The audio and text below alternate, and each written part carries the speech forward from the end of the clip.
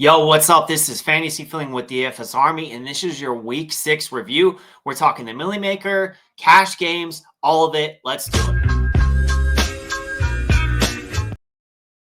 All right, guys, we're going to jump into the Millie Maker review. But before we do that, want to give a shout out to some DFS Army VIPs who crushed it this week. It started out with college football on Saturday. We got Jay Moore winning $50K on the college football, $200K Saturday kickoff, and helmet after helmet, like the theme song goes.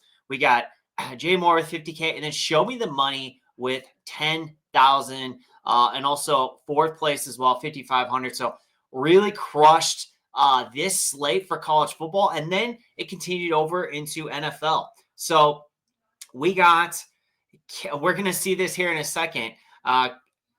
Ketel, 35, $100,000, almost took down the Millie Maker. And, I think it was the Sam Darnold interception that actually, ended up knocking him out of first place, or, would have been right there. Of course, obviously, the interception is 2 points, but just being able to continue that drive, that probably would have pushed Ketel into first place, and that would have been the second Millie Maker winner for DFS Army this year in only 5 weeks of the season. So incredible performance here. I mean, 1, 2, 3, 4, I think 5, 6 lineups, like not a lot of lineups. He said in the video, or actually in the comment, that he watches DFS Army tournament tactics, watches all the videos. Tournament tactics was what got him on this play of Darnold. We're going to take a look at his lineup in a second. But he's been chasing the Millie Maker for 10 years, almost took it down. And it was a call on tournament tactics from Burns that was able to get him onto Darnold to be so close to having this takedown. And by the way, if you're just discovering this video, you're not a subscriber to DFS Army as a YouTube channel, make sure you are subscribed. Hit that subscribe button. And if you like these breakdowns, hit that like button as well. Tournament tactics, they go live every single Friday. You don't want to miss tournament tactics, so make sure you hit that notification bell so that you don't miss when they go live. But moving on, the Pocket Cup, we've been attacking these this week or this year at DFS Army. Got a lot of these so far, a lot of these tickets. This is $1,000. I mean, I think it's like $15 to mass multi-enter this, $1,000, and you get a ticket for a chance at taking down 100K. So really fun contest. We got another one of these with All Out Blitz 2016. And then last, Zapple 2 with a showdown takedown on Sunday night. So, was able to, well, not a takedown, but very close, $7,500. Love to see it. And yeah, it's a great week. Great slate overall for DFS Army VIPs. But let's get into what won the Millie Maker. And one thing I want to preface this by saying, preface this breakdown by saying this is, I think a lot of times people think that, like all chalk is bad, and then, we want to fade chalk. And I think what happens when you have that mentality, you end up like playing you end up sacrificing too much projection and playing a low expected value in tournaments, low expected value lineups in tournaments, just because you're getting too much off of the good plays. And that's what a lot of chalk is. It's good plays. Jonathan Taylor was a good play at home as big favorites against a very poor Raiders defense. Like, that's not chalk that you typically want to fade. Now, you find a 1-versus-1 pivot, and, Jonathan Taylor's getting 23%, and there's another guy that's like same price, and he's in a really good spot, and the field's overlooking him. Like that would be like a good way to just like find a 1-versus-1 pivot. But oftentimes, I think one of the things that people overlook is that you can actually play a chalky lineup, but you get unique by having your roster construction be different than what the field is doing. For example, most people would not have wanted to stack Justin Fields and Breece Hall. Justin Fields is a running quarterback. Breece Hall's a running back. They don't, correlate very well together. Like, this is a construction that most people would avoid. And when you add the Jake Ferguson into it, how many how much of the field played Fields plus Taylor plus Ferguson. You can actually multiply these three together and do the math of it and see that like this is actually like a construction that not a lot of the field would have played. Even though Justin Fields is 31% owned, Jonathan Taylor was 23% owned, and Jake Ferguson was 30% owned. So this are I'm sorry, not Jonathan Taylor, Fields, Breece Hall, and Jake Ferguson. So these three, even though they were highly owned, this is a construction that not a lot of the field would have actually played. So it was able to be unique and obviously got different with Ibuka as well. So that is what really set this lineup apart. That said, my overall point was most of the time in the winning Millie Maker lineup, you will see 2 to 3 pivots under 10%. This lineup only had one.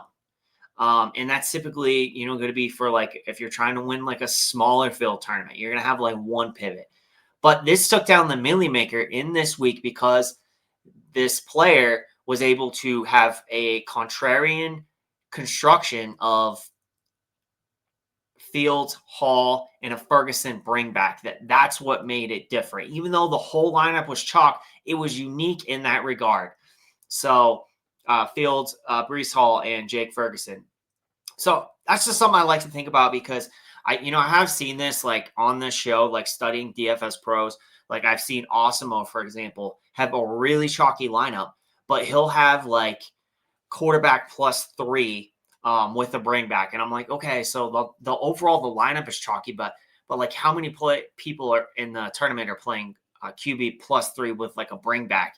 And again, how many people are playing Justin Fields, Breece Hall, and a Jake Ferguson bring back? So most of the people are doing Justin Fields and Garrett Wilson with maybe a Ferguson bring back or like a Pickens bring back, right? So I think you got unique in that regard. And then Ibuka at 7%.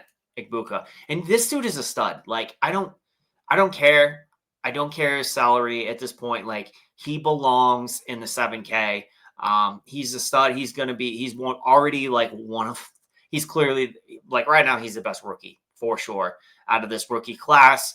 And like, he's starting to play like he's going to be in the upper echelon of wide receivers. So this is a guy we need to be playing every single week. Overall, I think this was a really good lineup that won it, took it down, 246 points.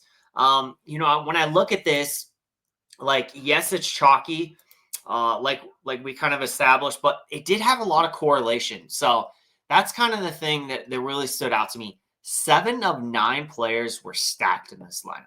So we had Justin Fields and Breece Hall with a Jake Ferguson bring back. And then we had a JSN and Ibuka ping pong stack in that Seattle and Tampa Bay game that went bonkers.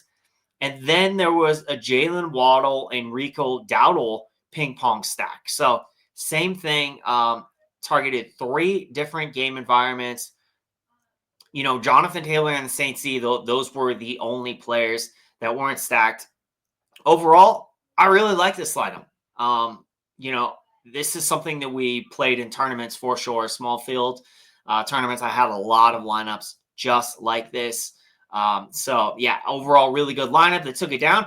Let's go look at our boy, Keto 35. So, he had Sam Darnold, David Montgomery, and we got on the Montgomery play. That was something that, we were talking up at DFS Army. I know Burns mentioned that. I did hear it on a few shows. Like, it was a significant game for David Montgomery, and he was returning to his hometown. His sister, was seeing him play for the first time. And it was just a big game total. And, this is the type of game environment we thought maybe, we're going to get a multiple touchdown game from David Montgomery. So this was, one of those plays of the slate. That said, I think what really killed it with this lineup was the Sam Darnold to JSN to Ibuka bring back here. So specifically that Seattle Tampa Bay game that was bonkers. And, Colts D got Jonathan Taylor correlated with the Colts D. That was just a smash right there, right? Going against the Raiders. This also had Jalen Waddle and Rico Dowdle. So, a little bit of a ping pong stack there. And then it also had that other stack of David Montgomery and Sam Laporta. And I love that. I love just taking pieces of an offense like Detroit. And, it's so hard sometimes to stack Goff, right? With his pass catchers, because they had 5 touchdowns. Amon-Ra St. Brown didn't score one, and neither did Jamison Williams. But sometimes, like, you can almost always bet that one of the running backs is gonna go off, and oftentimes, it's gonna be another player like Laporta. So I love these, like, Gibbs and Amon-Ra, or Montgomery and Laporta, or like Montgomery and Amon-Ra. I love these secondary stacks. This lineup, was every player correlated? Every player was correlated. So complete correlation. That's how you win a tournament like the Millie Maker. And was so close, was essentially, a Sam Darnold interception away from taking down the Millie Maker. So good on Aikido 35. Let's kind of scroll here, see if we can see any more names. And I apologize. Every single week that Fantasy Labs actually has their data up on a Monday night, where I can look at the actual lineups in the Millie Maker. I can look at MME strategy. I can dissect, top DFS players lineups. I will do that, but it wasn't the case this week, and it's often not the case with Fantasy Labs. Their product, I'm just going to be honest, they just don't seem to care. So it's not going to be a staple of the show, but when it's available, I certainly will do that. And, we'll look at the Uticows of the world and the giant squids and, see what they were doing. And, oh, by the way, another DFS Army VIP, I forgot to include him in this, but 512 Football Man has been on a heater lately. He's been crushing it. And, of course, top 50 this week in the Millie Maker. Same thing. Same exact thing. And this is a very similar lineup to what we just saw with our boy Keatle. And from the looks of it, the biggest difference, he had Amon-Ra in this lineup. So no Waddle, had Amon-Ra, had Javonte Williams, had Michael Carter, who had a good game, and then the Cardinals D just kind of, they blew it. Like, he actually had a good chance to take down the Millie Maker, but they kind of choked at the end there, and the Titans got all the run, and obviously the defense dropped a little bit, but this is a really good lineup with a Sam Darnold to JSN with Ibuka, bring back Javonte Williams, Ferguson. No player from the Jets here. It looks like just a Dallas stack. Rico Dowdle is a one-off, and then Michael Carter stacked with the Carolina D. Let's keep going here. Really good lineup from 512 Football Man. Very close. And, maybe he'll win one this year. He's been close. Been killing it.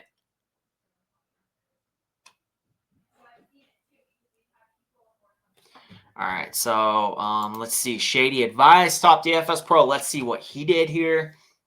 This was a Darnold, JSN, and Ibuka bring back. So it's crazy. You see that if you just look at the top 10, you see some of these lineups, and it looks like a lot of people played it, but it's clearly just the players at the top of the leaderboards. Darnold, JSN, and Ibuka. We're talking, 3% basically, 22%, but then 7%. So really you just had 10% between Darnold and Ibuka. And if you look at this combo between Darnold, JSN, and Ibuka, like, actually very low owned for the tournament. You're just going to see all these guys at the top of the leaderboards. But when you think about 160,000 entries, like, it was actually a very unique combination. So, and this lineup had Hall, Dowdle, Chase. I loved Chase on this slate. Didn't end up with enough of him, ended up with some of him. Enough to do pretty well in some single entries. But I love this play because anytime you can get a player like Chase at this type of ownership, like that's when you want to play Chase. Like if Jake Browning could get Chase the ball, like he can beast, and that was certainly the case. And yeah, it may have been garbage time, this, that, and the other, but like this is what Chase does. Like it's been a terrible start to the year, but yeah, he still has 2 games with over 30 points through 5 weeks. So love studs like Chase at low ownership. Tyler Warren had a great start, but really has not provided the tournament winning score since we've seen his value go up to almost like a 5K wide receiver at this point. And then Rachaad White, good score from Rachaad White for sure. So yeah, actually it was a Darnold plus JSN plus Ibuka plus Rachaad White. So yeah, that was a very unique combination right there from Shady Advice. Let's check the top 100 a little bit here. All right, so we saw the top 3, the top 2, more Chase. Just seeing if there were any different combinations. And yeah, the Dak one. It's interesting because I was like, man, why do I not want to play Dak? And when it came down to it, I think the main reason that I didn't want to play Dak against the Jets is just because they had the offensive line issues, and Dak just never really played very well on the road. But this was actually a unique double stack here when you get, and actually this was just Dak to Ferguson. Okay. With the Breece Hall bring back. I do like it. I typically would stack Dak with 2 because I feel like if he gets there, it's almost always with 2, and it probably would have been Pickens and Ferguson. But I like the thought process of just playing like low owned Dak in a game that had a ton of shootout potential. And then this lineup had Pittman with it, but other than that, yeah, like a lot of the same suspects that we typically see. More Darnold to JSN to Ibuka. Fields again. Let's see, was this Fields and Breece Hall and Taylor? Okay, and Taylor did well too. Like I liked the just avoiding the Garrett Wilson chalk and going to Taylor as like a cheap 2,800 tight end who certainly got there. And Garrett Wilson did not get there. So like this was a sharp play here. And then yeah, the Fields to Hall to Mason Taylor is definitely unique. So kind of the same idea. This is a lot of chalk. This was like all chalk minus Jamar Chase. But he got different with Chase and Taylor. So and the Colts see. So this is typically like the type of lineup you will see that wins the Millie Maker when it's like 3 sharp pivots, 3 players under 10%. But, overall, like a lot of good plays. And this was a Bryce Young, and I was on Bryce Young stacks. And the opportunities were there. He's just not very good. That's just what it is. Like, I'm sorry, Josiah. I want him to be good, especially like in this spot at 4,700 against a Miami team that you can score on. And it's like, if not here, then where? It's just not going to happen for him. And this is interesting. So this lineup actually was a Bryce to Rico Dowdle with Jalen Waddle bring back. We got more Sam Darnold. This one double tight end, Trey McBride and AJ Barner. And yeah, I didn't really love double tight end on this slate, but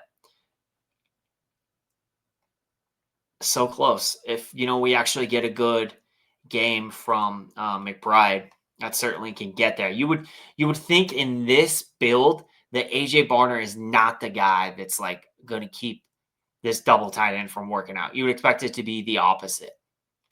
And that's just tight end variance. That just goes to show. And then this one played the other side of the game. Baker Mayfield to Ibuka and Rashad White, of course, with a JSN bring back.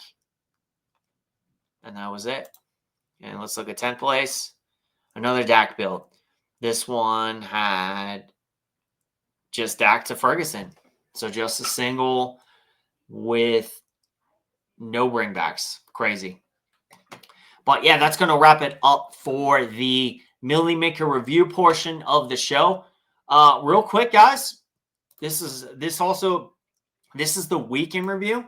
So in addition to the the big wins, wanted to do a little cash review. So this is my cash lineup that profited. It was a very high scoring week in cash because the chalk smashed. And typically I'm going to play the best plays in cash. And, when there's a chalk smash, like it's going to be a very narrow line of victory to hit the cash line.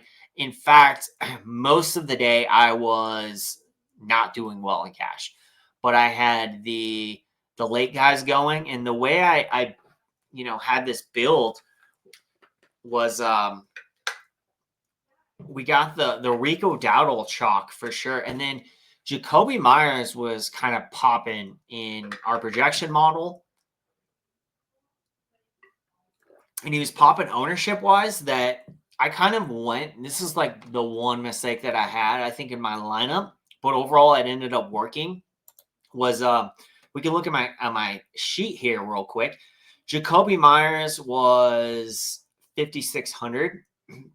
And with Brock Bowers out and Mayer out, like he just like his projection was just really popping, a lot more than Waddle's. And Waddle did have a tough cornerback matchup, so I kind of got off of Jalen Waddle and I went up to Jacoby Myers just based on the higher ownership and the higher projection, and that was kind of the one mistake that I made where kind of like it got me to a sweat to cash. And also, like if you had,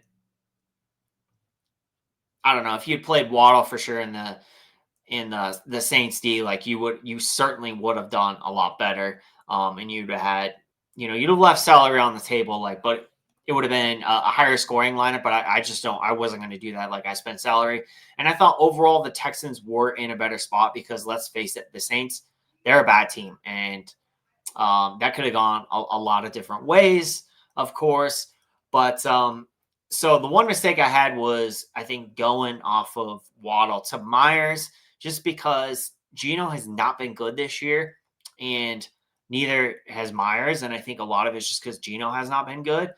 But I think process-wise, it was kind of the right decision just based on the projections and the ownership to go with Jacoby Myers. And overall, it ended up working out because it got me to Laporta. So I went from Tyler Warren down to Laporta, who I thought was actually in a really good spot. Like Cincinnati has been giving up. They've been one of the teams giving up the most points to tight end. So I added Laporta to my sheet, and that ended up saving me. I had him and Ertz right around the same type of play. And of course, he was 500 less. And since I spent up from Waddle to Jacoby Myers, I had to go to Laporta. And honestly, it ended up working out because this allowed me to get Amon-Ra St. Brown and JSN in the lineup. I really thought with the Rico Dowdle chalk, the Breece Hall chalk, the Fields chalk, just the overall just good prop projections from these players and the ownership, that this gave me the salary that I needed, that if I did Jacoby Myers and I did Laporta, I can fit in JSN and Amon-Ra St. Brown. And these were just two guys that I thought the spot was too good not to have in my lineup. I much more preferred these two versus, like one of the Garrett Wilson or George Pickens wide receivers. I just thought they had much more of a chance to fail just based on the matchup. Like Pickens was going against Sauce Gardner, who he's not a shutdown corner, but he's a good corner. So I thought I could see that chalk failing. And the other side of that is Garrett Wilson. Like, Justin Fields is so Jekyll and Hyde. We saw it. Justin Fields got there on like garbage time. Like, and most of the day, like, Garrett Wilson was not doing much. Like, these were garbage time points. So it was one of those guys plus Myers or Waddle. And with one of JSN or Amon-Ra, and I just liked the lineup's floor better with Amon-Ra and JSN versus one of those 6K guys. So the pay down is something I'm almost always do in cash, and that's allowed me to be profitable. Getting down from Warren to Laporta ended up being the play because it allowed me to get both Amon-Ra and JSN in the same lineup. H-On did not do enough, but this is good for cash. You're not winning a tournament with 16 points, but this is why we play him in cash, because he has that floor. And yeah, I profited. It wasn't a big profit, but it was a profit in cash. And overall, I think we did pretty good on the plays. It was Herbert, it was Daniel Jones, it was Fields from a projection standpoint, from an ownership standpoint. If you play Jonathan Taylor in cash, you smashed Rachaad White, Rico Dowdle. These guys all did well. Honestly, the only miss on the sheet was Jacoby Myers, and I added him to the sheet late on Sunday. And that's probably something I need to look at, because more times than not, when you end up adding someone late and it's not like extreme value, it ends up not working out. Ferguson absolutely smashed. If you play Ferguson in your cash lineup, you did well. Tyler Warren did well enough for cash. Laporta smashed. And then Texans or Saints D. You did really well with either of those, and those are the only considerations. I love paying it down in cash. It works way more times than not. But yeah, profitable cash week. Great week for DFS Army. That's going to wrap this one up. Thanks for joining me for another week in review. And again, let me know how you did this week. Let me know in the comments. Hit that like button. We'll see you next time.